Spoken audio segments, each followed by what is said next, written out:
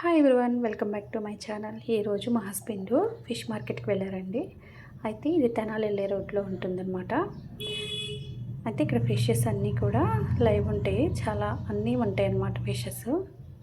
ఇగోండి ఫిష్ తీసుకున్నారు మా హస్బెండ్, తెల్ల చేప తీసుకున్నారు రాగండి. అక్కడే చేయించి తీసుకొచ్చేస్తున్నారు ఫిష్. రొయ్యలు కూడా ఉన్నాయి, ఫ్రెష్గా బాగున్నాయి అన్నమాట. ఇలా చేసి మనకి ఫిష్ ఇచ్చేసారనమాట.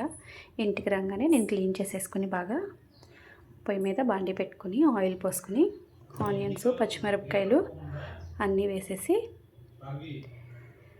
చక్కగా పచ్చిమిరపకాయలు అన్నీ వేసేసి కలిపి బాగా మగ్గిపోయిన తర్వాత మనం ఫిష్ క్లీన్ చేసుకున్నాం కదా, దానిలో పసుపు, కారము, గల్లుప్పు, అల్లం వెల్లుల్లిపాయ పేస్టు ఇవన్నీ వేసి చక్కగా కలిపేసుకొని అయితే ముక్కలకి బాగా పట్టేటట్టు బాగా కలుపుకోవాలి.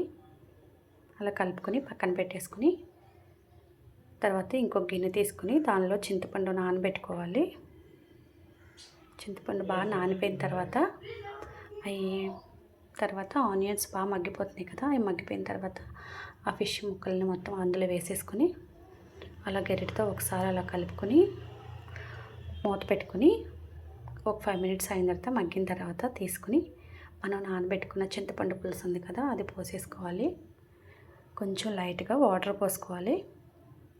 అవి కూడా అయిపోయిన తర్వాత క్లాత్ తీసుకుని ఇలా ఊరికే అటు ఇటు తిప్పేసి మళ్ళీ పొయ్యి మీద పెట్టుకుని ఒక 10 నిమిషాలు హైలో పెట్టుకోండి పొయ్యి.